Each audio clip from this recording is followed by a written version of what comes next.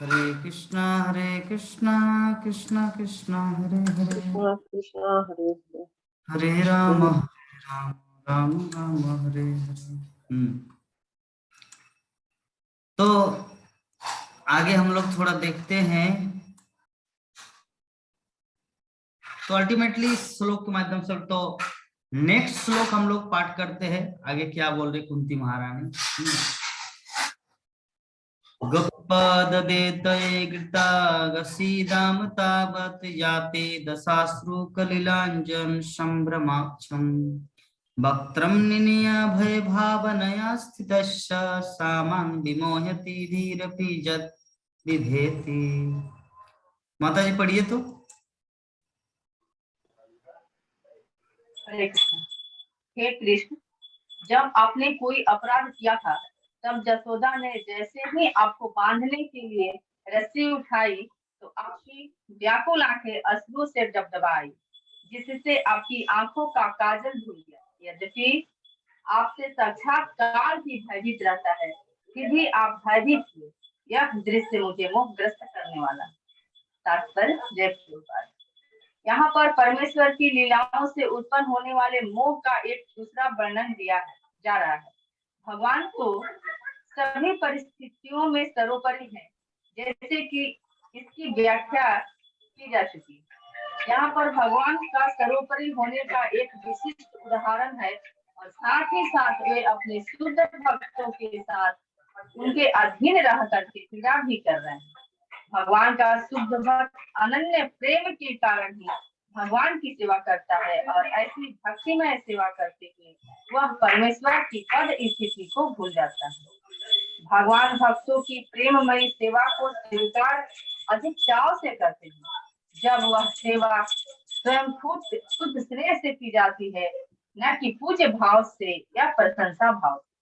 सामान्य रूप से भगवान अपने भक्तों द्वारा आदर की दृष्टि से पूजे जाते हैं, लेकिन भगवान भक्त से तब विशेष प्रसन्न होते हैं जब वह शुद्ध प्रेम तथा श्रेयवश भगवान को अपने से कम महत्वपूर्ण समझता है।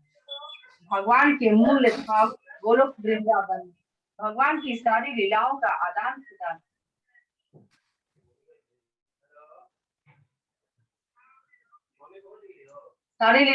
आदान प्रदान इसी मनोभाव से होता है। कृष्ण के मित्र उन्हें अपने ही जैसा एक मानते हैं, वे उन्हें आदरणीय महत्व के नहीं मानते। भगवान के माता पिता जो सभी शुद्ध भक्त होते हैं, उन्हें केवल एक बालक मानते हैं। भगवान अपने माता पिता की प्रताड़नाओं को वैदिक श्रुतों द्वारा की गई स्तुतियों को से बढ़कर के आनंदमय मानते हैं। इसी प्रकार वे अपनी प्रेमिकाओं के उल्लांघनों को वैदिक स्रोतों की अपेक्षा अधिक रुचि से सुनते हैं। जब भगवान श्री कृष्ण इस धराधाम में मूल गोलोक वृंदावन के दिव्य जगत की नित्य लीलाओं की जन सामान्य के आकर्षण के लिए प्रकट करने के निमित्त उपस्थित थे, तो वे अपनी पालक माता यशोदा के समक्ष विलक्षण विलिप्त भाव प्रकट करते रहे। वे अपनी बालोचित क्रीड़ाओं से यशोदा माता द्वारा एकत्र करके रखे गए माखन की मटकी तोड़ करके उसका सारा माखन बर्बाद कर देते थे और उसे मित्रों तथा संगियों में, यहाँ तक कि वृंदावन के प्रसिद्ध बंदरों में बांट दिया जा करते थे और वे सब भगवान की इस दानशीलता का लाभ उठाते थे। जब यशोदा यह देखती तो वे शुद्ध प्रेमवश इस दिव्य बालक की अपने दंड का दिखावा करती। वे रस्सी लेकर के धमकाती कि वे उन्हें बांध देंगे, जिस प्रकार की सामान्य घरों में किया जाता है। माता यशोदा के हाथ में रस्सी देख करके भगवान अपने सिर नीचे करके सामान्य बालक की भांति रो पड़ते और उनके अश्रुओं से उनका सुंदर आंखों में लगा, हरे कृष्ण प्रभु ऊपर कीजिए, आंखों में लगा काजल धुल कर कपोलों पर ढुलक पड़ती। कुंती देवी ने भगवान के इस रूप की पूजा की, क्योंकि वे उनकी परम स्थिति से के प्रति सचेष्ट थी, जिनसे साक्षात भय भी भयभीत रहता है। ये भगवान अपनी माता से भयभीत है, क्योंकि माता उन्हें समान तरीके से दंडित करना चाह रही थी। कुंती को भगवान की श्रेष्ठ स्थिति का पता था, लेकिन जसोदा को नहीं। अतएव जसोदा की स्थिति कुंती की स्थिति से श्रेष्ठ है। माता जसोदा को भगवान उनके शिशु रूप में प्राप्त हुए थे और भगवान ने उन्हें बुलवा दिया था कि उनका बालक साक्षात भगवान है। यदि माता जसोदा को भगवान की दिव्य स्थिति का पता होता तो अवश्य ही भगवान को दंडित करते हुए ही चलती, लेकिन उन्हें यह स्थिति भुलवा दी गई क्योंकि भगवान ममतामयी जसोदा के समक्ष पूर्ण बाल चापल्य का भाव प्रदर्शित करना चाहते थे। माता तथा पुत्र के प्रेम का यह आदान प्रदान सहज रूप से संपन्न हुआ और कुंती इस दृश्य का स्मरण करके मोहित थी, क्योंकि वे दिव्य पुत्र प्रेम की सराहना करने के अतिरिक्त कर ही क्या सकती थी। परोक्ष रूप में जसोदा का प्रशंसा उनके प्रेम की दिव्य स्थिति के लिए की जा रही है, क्योंकि वे सर्वशक्तिमान भगवान को भी अपने प्रिय पुत्र के रूप में बस में कर सके। हरे कृष्ण। बहुत सुंदर, बहुत सुंदर माता जी। यहाँ पे कुंती महारानी इस प्रकार पूरा विवरण एक एक करके दे रही है, एक एक स्तुति में। हाँ, भगवान को क्या बोले कि हे कृष्णा, जब आपने कोई अपराध किया था तब जसोदा ने जैसे ही आपको बांधने के लिए रस्सी उठाई तो आपकी व्याकुल आंखें अश्रुओं से डबडबाई, इससे आपकी आंखों का काजल धुल गया। यद्यपि आपसे साक्षात काल भी भयभीत रहता है, फिर भी आप भयभीत हुए। ये दृश्य मुझे मोहग्रस्त करने वाला है। यहाँ पे कुंती महारानी बोल रहे कि साक्षात जो काल है, काल मृत्यु भयानक, वो भी भगवान के डर से डरते हैं। चार्ज में दे देना। वो भी भगवान के भय से डरते हैं। लेकिन जसोदा माता जैसे छड़ी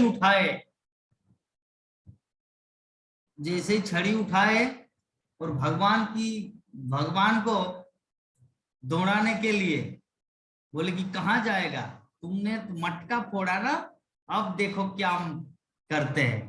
तो जैसे डंडा से उनको मारने के लिए जसोदा माँ जा रही थी, कृष्णा पूरा आंखों से उसका आंसू आ गया, बाबा अब तो मेरी माँ मुझे मारेगी।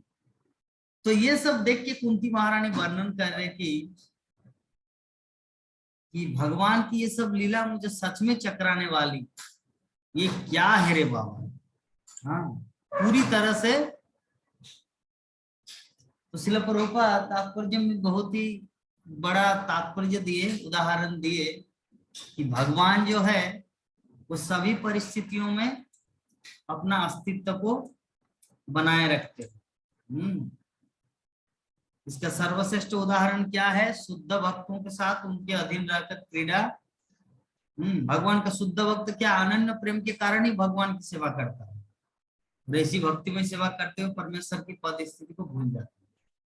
हम लोग कल उदाहरण दिए थे कि जब कभी कृष्णा अपने ग्वाल बाल सखाओं के साथ खेलते थे प्ले, तो खेलते खेलते कृष्णा कभी हार जाते थे। तो कृष्णा हार जाते तो खेल किस तरह था कि अगर कृष्णा हारेंगे तो कृष्णा के कंधे पर वो बच्चे को उठाकर इधर से उधर पार करना। तो उस समय कृष्णा जब हार जाते थे तो ग्वाल बाल कृष्णा के कंधे में उठ जाते थे और कृष्णा इधर से उधर उसको ले जाते थे। प्रभुपाद यहाँ पे कमेंट कर रहे हैं कि ऐसा कैसे संभव है, भगवान अखिल विश्व ब्रह्मांड के मालिक के साथ ऐसा, बल्कि ऐसा इसीलिए संभव है प्रेम के कारण।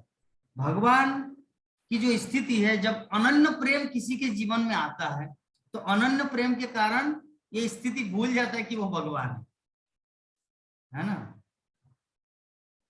ये स्थिति भूल जाते कि भगवान है। अगर ऐसा बात रहे कि अरे वो तो भगवान है, मैं उनका दास हूं, तब ऐसा रस आस्वादन नहीं किया जा सकता। ये तभी संभव है जब ये मित्र मित्र सखा सखा ये समांतर भाव आए लेवल। तो ये लेवल एकमात्र सख्य भाव में ही आता है। इसीलिए श्रील प्रभुपाद एक जगह में लिखे हैं, इस संसार में, इस पृथ्वी लोक में, मर्त्यलोक में ये जो 5 प्रकार के जो रस का जो भक्त है, शांत दास्य सख्य वत्सल्य और माधुर, तीन में से बाकी 4 भक्त तो आसानी से मिल जाता है इस संसार में, लेकिन सख्य रस का भक्त मिलना कठिन होता है। क्यों? क्योंकि सख्य रस का जो भक्त होता है वो ही प्रचार कर पाते, बाकी सब प्रचार नहीं करता। मान लीजिए कोई जसोदा माँ की तरह एक्टिंग कर रहे हैं, जैसे अमर विवाह माता जी, वो भगवान के लिए कुछ लड्डू बनाएंगे, गीता माता जी लड्डू बनाएंगे, हलवा बनाएंगे, हाँ उनको खिलाएंगे, लड्डू गोपाल को झूलना में झुलाएंगे, तो ये तो मातृ स्नेह हुआ। तो मातृ स्नेह वाला थोड़ी कोई बोलेंगे अरे मेरे बेटा भगवान है, तुम इसको भगवान नहीं मानते, वो क्या गीता भागवत लेके क्या प्रचार करने जाएंगे? नहीं, वो घर में ही उनका झूलना, प्रसाद बनाना, भोग बनाना, ऐसे करके वो आनंदित होगा। ये हुआ वात्सल्य। और दास्य में क्या है ना, दास्य भक्ति में व्यक्ति सब समय भगवान का चरण दबा देना, कभी उनको मालिश कर देना, कभी उसका मसाज कर देना, तो ऐसे करके ही व्यस्त रूप का कपड़ा धो देना, ये दास्य रस का है। और माधुर्य रस में क्या है कि कृष्ण मेरे पति है, मैं उनकी पत्नी हूँ, कृष्ण मेरे प्रेमी है, मैं उनकी प्रेमिका हूँ। तो ऐसे भाव से भी प्रचार नहीं होता। लेकिन जो सख्य है, तो सख्य भाव के मित्र, अरे कृष्ण, तुम कृष्ण को परमेश्वर नहीं मानोगे, परम पुरुषोत्तम भगवान है। प्रभुपाद जो थे ना, वो सख्य रस के भक्त थे। श्रील भक्ति सिद्धांत सरस्वती ठाकुर जी तो वो सख्य रस के भक्त थे। जो सखा होते हैं, मतलब मित्र होते, बोलते ये कृष्ण परमेश्वर भगवान है, सारे जगत के लोगों को जानना है ये भगवान है, तो वो आध्यात्मिक जगत छोड़ के यहाँ पर आते हैं और प्रचार प्रसार करते हैं। तो सख्य रस का भक्त ही प्रचार प्रसार कर पाते हैं। तो यहाँ पे जो भगवान की भक्त है, भगवान के मूल धाम गोलोक वृंदावन में भगवान की सारी लीलाओं का आदान प्रदान का जो मेंटेलिटी है, जो मनोभाव है, ऐसा ही होता है। क्या कि वो हार जाते तो उसको कंधे में चढ़ाना, उस समय ये भाव याद ही नहीं रहता कि ये भगवान, ऐसा लगता कि ये मेरे मित्र है। तो कृष्ण के मित्र उन्हें अपने जैसा एक मानते हैं। श्रील प्रभुपाद तात्पर्य में लिख रहे हैं।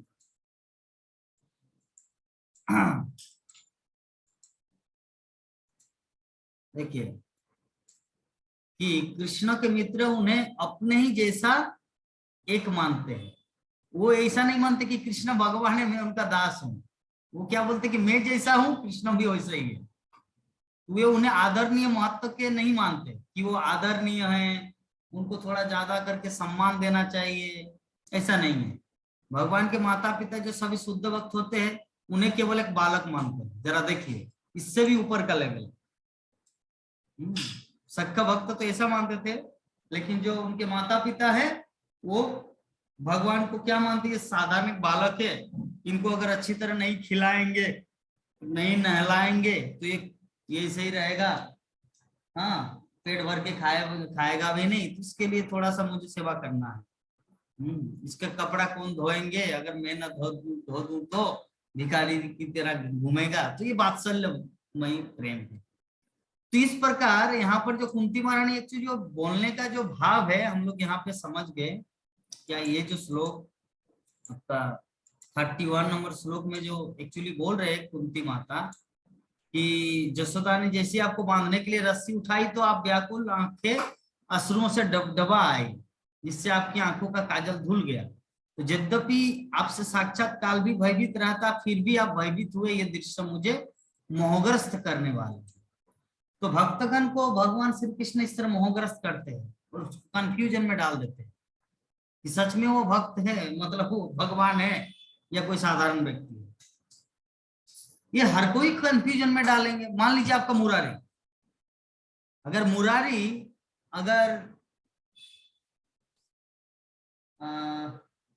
चलिए मुरारी का दूसरा उदाहरण देते कि मुरारी बोले मुरारी आंखें खोल, तो आंखें खोलेंगे और उसके अंदर में आप पूरा ब्रह्मांड देखेंगे, अखिल विश्व ब्रह्मांड। आपको क्या लगेगा? अरे बाबा, मैं तो इसको मेरा अपना छोटा सा बच्चा समझता था, मेरी बहन की बेटा, लेकिन ये तो भगवान निकला।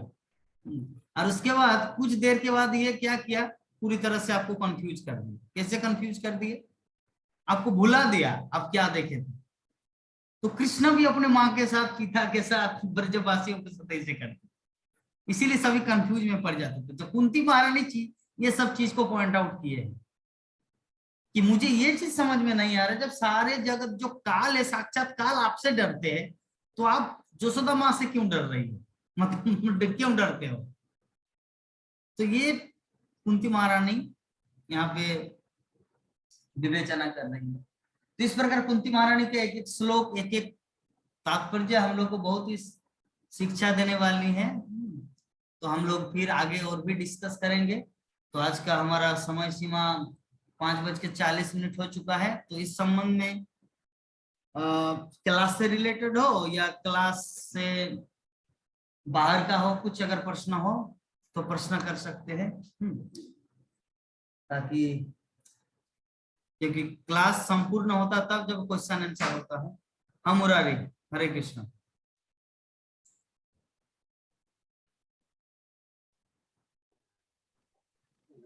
बोलो।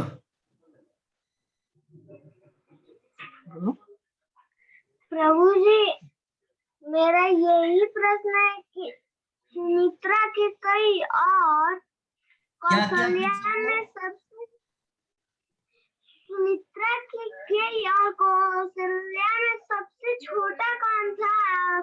शत्रुघ्न जी, लक्ष्मण जी किसके पुत्र थे? इसी में हम लोग को कंफ्यूज हो रहा है। विभा माता जी आप बोल दीजिए तो क्या बोल रहे हो, ये पंखा क्यों चलाते हो रे, कुछ आवाज नहीं आ रहा इधर। माता जी बोलिए। ये पूछ रहे, हाँ हरे कृष्ण प्रभु जी।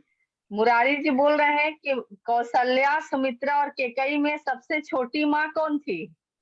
कैकेयी। और हाँ, और लक्ष्मण जी और शत्रुघ्न जी किसके पुत्र थे? सुमित्रा के। ठीक है, सुमित्रा के दो पुत्र है, लक्ष्मण और शत्रुघ्न। और जो कैकेयी है ना, सबसे छोटे के ना सबसे छोटे होते हैं, सबसे छोटे, सबसे छोटे तो कैकेयी होंगे, तो कैकेयी के ना भारत शत्रुघ्न जी पुत्र होंगे। लेकिन पहले उनका हुआ ना, पहले राम हुआ, उसके बाद भरत हुआ, है ना, इसीलिए ऐसा छोटा हुआ। छोटा तो कैकेयी से रिलेटेड छोटा नहीं, जो जिसका जन्म पहले होगा वो बड़ा होगा। तो मान लीजिए 3 रानी है, तो कौशल्या का पहला, अगर कौशल्या बड़ी रानी है, अगर कौशल्या का, अगर सुमित्रा का पहले ही हो जाता और कौशल्या का बाद में राम होता, तो राम छोटा होता, शत्रुघ्न बड़ा होता। क्यों? क्योंकि टाइम के अनुसार मान लीजिए 5:30 में शत्रुघ्न हुए और 5:32 में राम आए, तो कौन छोटा हुआ? राम छोटा हुआ ना। तो इस अनुसार जो मतलब भरत जो है ना, वो लक्ष्मण और शत्रुघ्न से पहले आए। मतलब कैकेयी पहले कौशल्या ने जन्म दिया राम को, फिर कैकेयी ने जन्म दिया भरत को, और फिर सुमित्रा ने जन्म दिया शत्रुघ्न और लक्ष्मण को। ठीक है, कंफ्यूज दूर। और कोई दूसरा प्रश्न है? जी नहीं। ठीक है, बहुत सुंदर। और माता जी कुछ आपका कुछ प्रश्न है क्या? यानी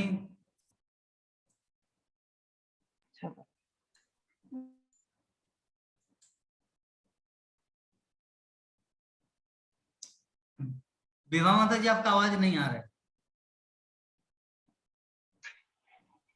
नहीं प्रभु जी, मैं बोल नहीं रही हूँ कुछ।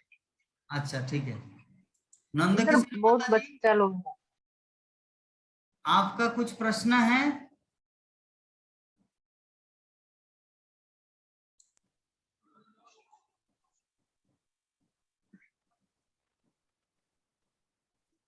हरे कृष्णा। प्रभु जी, प्रश्न नहीं है ना?